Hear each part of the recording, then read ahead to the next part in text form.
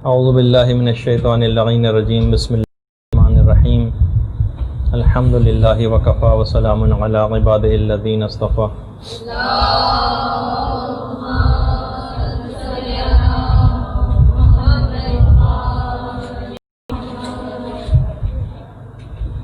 موت کے سلسلے کا درس نمبر 21۔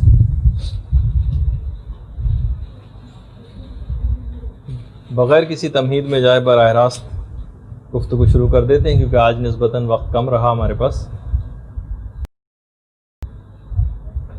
برزخی زندگی کی کچھ مصروفیات کے اوپر گفتگو ہو رہی تھی، اور مختلف علماء، مومنین، اصحاب ائمہ، انبیاء، ان کی کچھ مصروفیات کا مختصراً تذکرہ کر رہے تھے۔ بحار الانوار کی 6 جلد میں شہزادی کونین سلام اللہ علیہ اللہم صلی علی محمد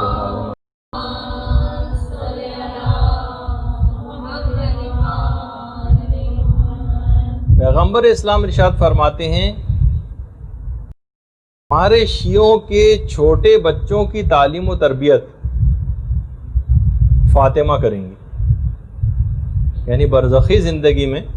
دیکھیں جیسا کہ آپ نے جسمانی تربیت کے متعلق پچھلی دفعہ حضرت ابراہیم کا تذکرہ سنا تھا، تعلیم و تربیت سے یہ ذمہ داری شہزادی کونین کے پاس ہے۔ اور خود امام مظلوم امام علیہ الصلوۃ والسلام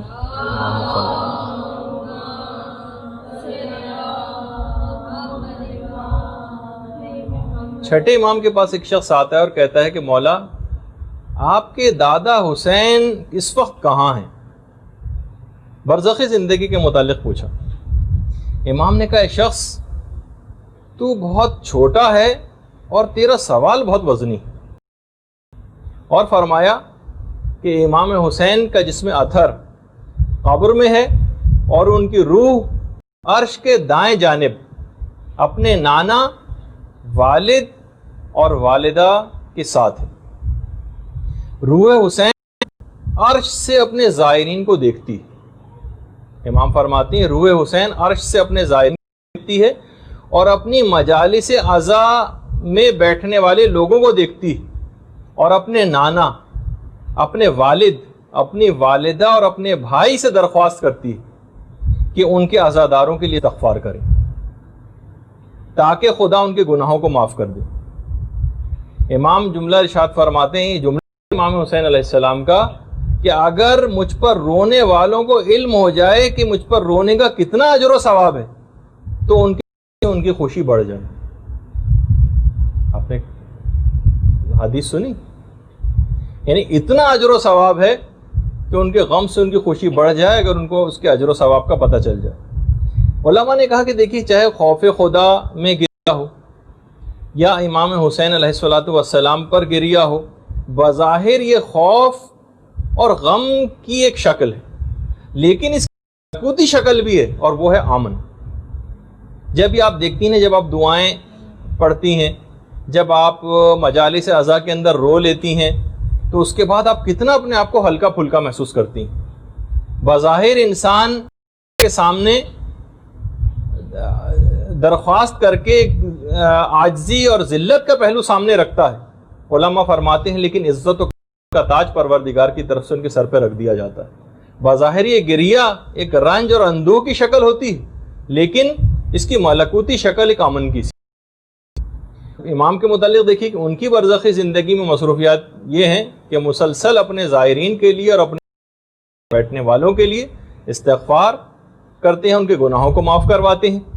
خود آپ یقیناً آپ تک پہنچ گیا ہوگا مرشی نجفی کا وصیت نامہ، اس کو اگر آپ نے پڑھا ہو تو اس کے اندر آپ نے دیکھا ہوگا کہ باقاعدہ آیت اللہ مرشی نجفی نے جب امام حسین سے ملاقات کی تھی، اور پورا میں تفصیل میں نہیں جا رہا کیونکہ وہ تو آپ وصیت نامے کے اندر آپ پڑھ چکی ہوں، کہ جب انہوں نے دیکھا کہ میرے والد کی روح کربلا میں امام کی زری کے پاس 13 رحل میں، اور خود آیت اللہ مرشی نجفی کے والد کی روح ایک رحل پر بیٹھی ہوئی تلاوت قرآن کر رہی، باقاعدہ ان کے والد مرشی کو بتایا اپنے بیٹے کو کہ یہ 12 رحلوں کے اوپر کون کون سے علماء ہیں کہ جو تلاوت قرآن کرتے ہیں امام کی قبر کے پاس، ان کی ارواح۔ اس کے بعد انہوں نے کہا کہ اس وقت امام کہاں ہیں، والد سے پوچھا تو آقا مرشی کے والد کی روح نے کہا کہ تم زہری کے اوپر کی طرف دیکھو۔ جب زہری کے اوپر کی طرف انہوں نے نگاہ کی تو دیکھا کہ امام کا اتنا زیادہ نور وہاں پر جلوہ گر تھا کہ تابع نظارہ نہ لا سکتا آیت اللہ مرشی۔ امام کی طرف سے حکم آیا کہ اے مرشی اوپر آ جاؤ۔ کہا کہ میں عزت و احترام اور اس میں اوپر جا ہی نہ سکا، یہاں تک کہ امام نے پھر وہیں سے ہی کلام کرنا شروع کیا۔ اور پھر وہ پورا واقعہ ہے اس کے بعد کہ کیا چاہتے ہو ماذا ترید، تو انہوں نے فارسی کا ایک شعر پڑھا تھا آیت اللہ مرشی نے کہ آ جا کے آیا آسچ حاجت بوائے۔ آپ کو تو سب چیزوں سے واقف ہی ہیں، میں آپ کو کیا بتاؤں کہ مجھے کیا چیز چاہیے۔ اور اس کے بعد 13-14 جتنی بھی ان کی حاجات تھیں وہ ساری امام کے سامنے پیش، ایک حاجت کے سوا ساری حاجات امام نے ان کی قبول کر لی، اور وہ حاجت بھی یہ تھی جو قبول نہ کی کہ مجھے حج بیت اللہ کی سعادت نصیب ہو، لیکن شرط کے ساتھ کہ میرا وہیں انتقال ہو جائے۔ امام نے یہ حاجت ان کی قبول نہیں کی، باقی ساری حاجات قبول کر لیں، اور یہی وجہ ہے کہ آیت اللہ مرشی نجفی ساری زندگی حج نہ کر سکے، کیونکہ انہوں نے شرط کے ساتھ اس کو مشروط کر دیا تھا۔ تو پھر ان کے والد کا اس سے پہلے تھا، ان کے والد کی روح کا آیت اللہ مرشی کے، جس سے امام کی مصروفیات کا بھی علم ہوتا ہے کہ اس دنیا سے کیسے اپنے ماننے والوں کے ساتھ مربوط ہیں۔ کہا کہ تمہیں جو پوچھنا ہے ذرا جلد پوچھ لینا، کیونکہ امام کو اپنے ایک مریض زائر کی عیادت کے لیے جانا ہے۔ تو اس سے آپ اندازہ کیجئے کہ امام کی کیا مصروفیات ہیں۔ اسی طریقے سے معصومہ قوم، یعنی جتنے بھی یہ سب افراد جو اس دنیا سے بظاہر ہمیں پردہ کیے ہوئے محسوس ہوتے ہیں، یہ فلی طور پر اپنے ماننے والوں کے ساتھ ایسے انوالو ہیں برزخی زندگی کے اندر بھی، اور بالکل مربوط ہیں ہمارے ان کے ساتھ، ایک روحانی رشتہ قائم ہے کہ وہ ہماری مدد بھی کرتے ہیں، ہمارے دلوں کی کیفیات سے بھی باخبر ہوتے ہیں۔ اور معصومہ قوم کے متعلق تو جب آپ کا گروپ ایران جا رہا تھا اس وقت بھی جو لیکچر میں بھی یہ بات آئی تھی کہ قوم جو ہے معصومہ کے ایک ایسا حرم ہے، اور اتنی اتھارٹی ہے ان کو خاص طور پر اس علاقے کے اندر کہ اس میں خود امام رضا بھی علیہ الصلوۃ والسلام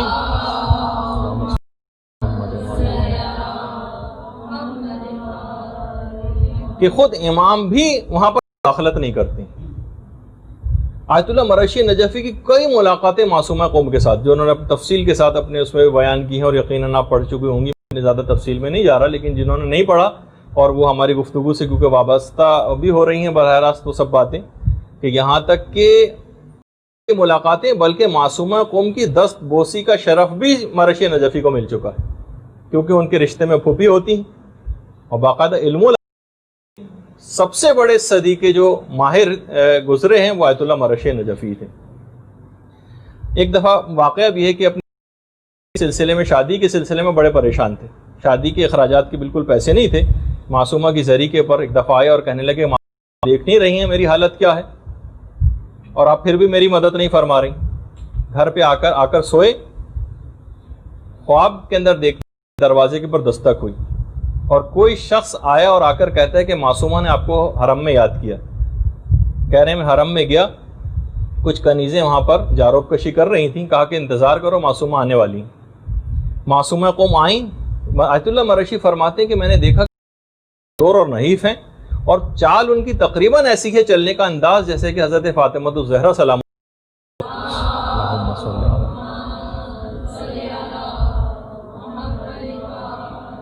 اور آ کر معصومہ نے ایک جملہ کہا ہے، اے شہاب، آیت اللہ شہاب الدین مرشی نام تھا، اے شہاب ہم کب تم سے غافل ہیں، جب سے تم قوم آئے ہو داشت میں ہو۔ کہہ رہے میں بیدار ہوا، بھاگا بھاگا معصومہ قوم کے حرم میں گیا اور ان سے آ کر معافی مانگی۔ ابھی میں گریہ وزاری کر ہی رہا ہوں، ایک شخص میرے پاس آیا اور میرے قدموں کے پاس دست بوسی کرنے کے بعد قدموں کے پاس ایک ظرف کو رکھ کے، ایک برتن کو رکھ کے چلا گیا جس کے اندر بھری ہوئی تھی۔ میں وہ اٹھا کے گھر لایا، اپنی بیوی کو میں نے دیا اور کہا کہ اس میں جتنی شادی کے لیے ضرورت ہو چیزوں کی وہ لے لیا کرو۔ انہوں نے کہا کہ جب ساری چیزیں پوری ہو گئی، ہم نے جب ظرف کو کھول کر دیکھا تو وہ بالکل خالی ہو چکا تھا۔ تو معصومہ اس طرح سے اپنے ماننے والوں کی کرتی ہیں نگرانی، کمک، مدد ہر طرح سے، اور ان کی برزخی زندگی میں ابھی یہ مصروفیات. باقاعدہ آیت اللہ مرشی نجفی کے متعلق یہ بات ملتی ہے کہ آیت اللہ مرشی جب بھی حرم میں داخل ہوتے تھے نا تو کچھ جملے کہتے ہوئے آتے تھے، کار کنید، نظافت کنید، بیکار نواشید، اس طرح سے جملے کہتے ہوئے کام کرو، خدام سے کہتے تھے صفائی کرو اور بیٹھو. کہہ رہے ہیں ایک دفعہ میں رات کو سویا تو معصومہ قم خواب میں آئی اور کہا کہ اے شہاب، تم میرے خدام کو اس طرح سے نہ کہا کرو اتنی سختی کے ساتھ، اور تم میری 2 انگلیوں کے درمیان میں دیکھو. آیت اللہ مرشی کہتے ہیں میں ان کی دونوں انگلیوں کے درمیان میں دیکھا تو پورے تمام خدام مجھے کام کرتے ہوئے نظر آئے. اس کے بعد سے آیت اللہ مرشی نجفی نے کہنا چھوڑ دیا ان کو کام کرنے کے خدام کے سلسلے میں بھی اس طرح کا خیال بھی آیت اللہ مرشی کے جو دماغ میں آیا اس کو بھی معصومہ نے ان کے دماغ سے نکلوایا. اتنا اپنے ماننے والوں کا وہ شخصیات خیال رکھتی ہیں. باقاعدہ ایک کتاب بھی چھپی، اس وقت بھی میرے سامنے ٹیبل کے اوپر ہے، معصومیہ کے نام سے. باقاعدہ معصومہ قوم کے حرم کے جو خدام ہیں انہوں نے جو کرامات خود دیکھی ہیں، ایک خادمی کی لکھی ہوئی کتاب ہے جو دیگر خدام سے ساری کرامات جمع کر کے کتاب کے اندر شائع کی گئی ہیں. اسی کے اندر ہے کہ باقاعدہ ایک خادم کا نام علی رضا تھا، وہ کہتے ہیں کہ میں 2000 تومان کا مقروض تھا. وہ بھی آئے زری پر اور کافی گریہ ازاری کی، کہا کہ آپ فلاں شخص مجھ سے اتنا تقاضا کر رہا ہے، اور کہہ رہے فوراً ہی بعد آیت اللہ سید محمد رضا گلپائگانی حرم میں تشریف لائے اور اس شخص کو، ان خادم کو اپنے پاس بلایا اور کہا کہ تمہارا نام کیا ہے؟ انہوں نے اپنا نام بتایا اور کہا کہ میں تمہارے چہرے کا بوسہ لینا چاہتا ہوں. زری کے بالکل پاس لے گئے اور اپنی ابا کو اس طریقے سے پھیلا لیا کہ وہ اور آیت اللہ گلپائگانی دونوں ایک ہی ابا کے اندر آ گئے، اور خاموشی سے میرے کان میں پوچھا کہ تمہاری جیب کہاں ہے؟ میں نے اپنی جیب کی طرف اشارہ کیا، ہاتھ جیب کے اندر گیا، باہر آیا، اور اس کے بعد آیت اللہ رضا گلپائگانی فوراً حرم سے باہر تشریف لے گئے. خادم کہتا ہے کہ میں نے جیب میں ہاتھ ڈال کر باہر نکالا اور دیکھا کہ 2000 تومان موجود تھے. درود بھیج دیجیے محمد و آل محمد.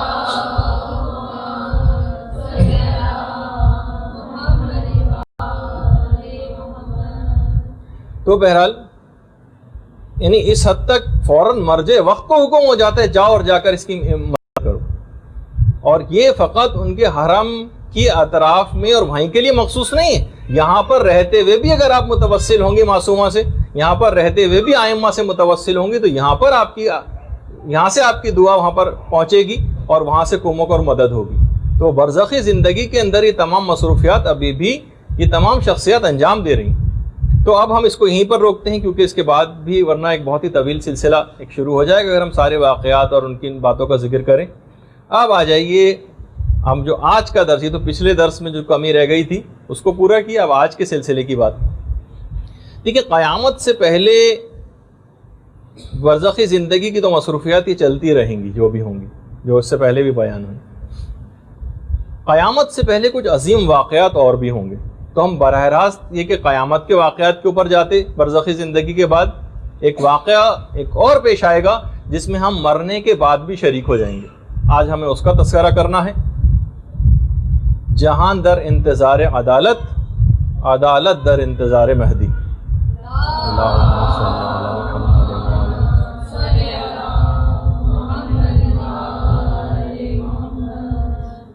دنیا کو ہے جس مہدی برحق کی ضرورت، ہے جس کی نگاہ زلزلہ عالم افکار. علامہ اقبال بھی کہہ کے گئے،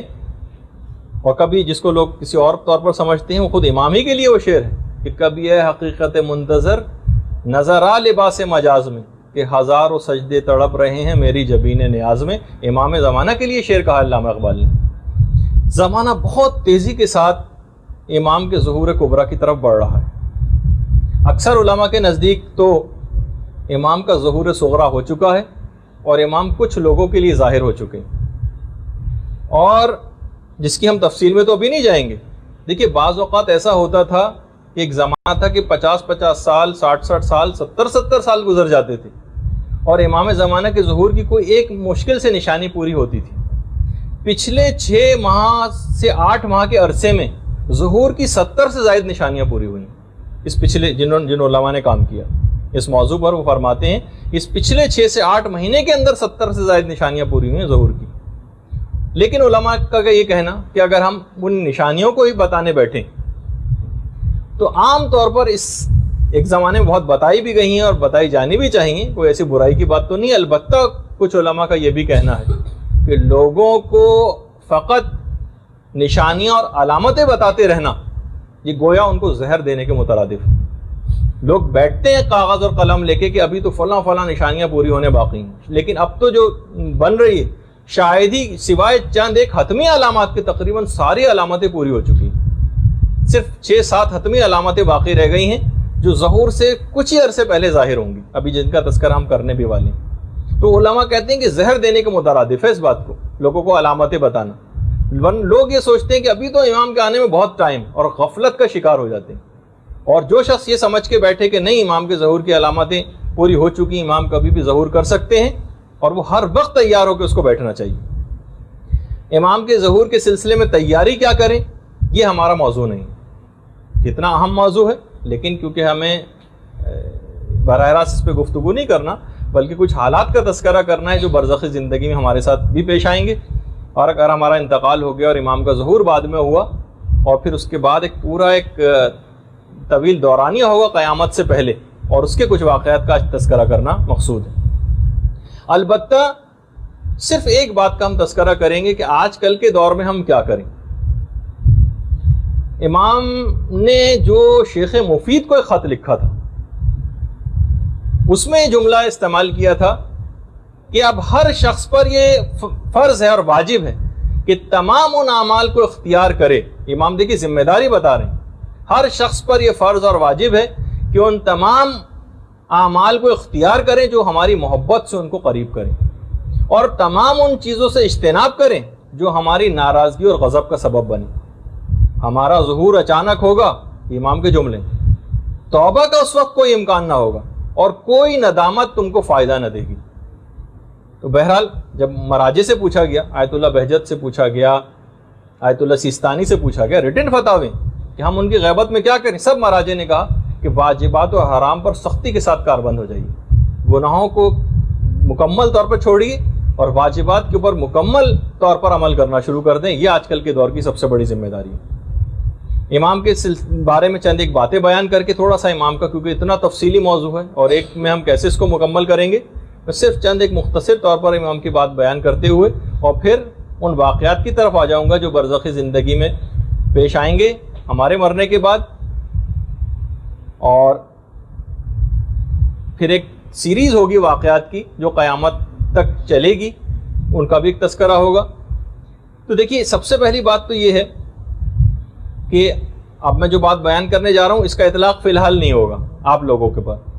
کہ امام کے سلسلے میں ایک حکم یہ ہے کہ جب بھی کبھی